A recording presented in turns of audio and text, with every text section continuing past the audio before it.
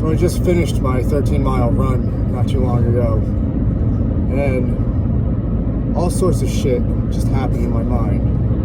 You know, one, leading up to the run, I was making every excuse in the book, and they were legitimate excuses. You know, I only had 4 hours of sleep. I was up at 2:30.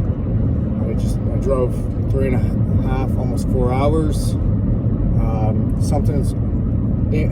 I got something wrong with my knee right now, and it felt like really on edge that it might pop. So I was thinking, like, you know, it's probably not a good day to run. It's, you know, it's probably safe to just, you know, not just do something light. Don't do anything crazy, nothing like that, you know. But this is the power of what happens when you keep your word to yourself. Your subconscious starts taking over, and you're like, no, because you know what's going to happen. The pain, everything that has happened in your life that is bad, that you don't like, or your circumstances in life where you're at, is due to you not keeping your word. Everything comes back to not keeping your word. It's the law of keeping your word to yourself. Good or bad things will happen. You know, bad things happen when you don't keep your word to yourself, and great things happen when you do keep your word to yourself. Okay? So when you keep your word to yourself, every time you want to bitch out and you want to take the easy route, once you've been doing it enough, like you realize, you know, the pain will kick in. Like, you know what's going to happen if you don't keep your word. You know the pain, and it's all going to come back to you not liking yourself again. And so when you stick to your word every single time, you really start to like yourself. And that's what everything comes down to. That's belief, confidence, and just knowing that you can get shit done is because you said you were going to do it. So you do it.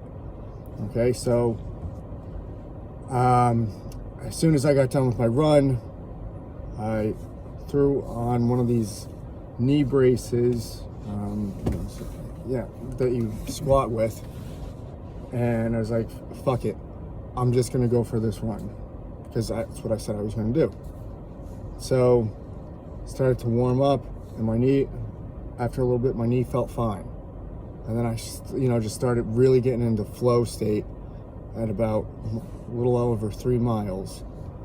And I just like all sorts of therapeutic shit was happening.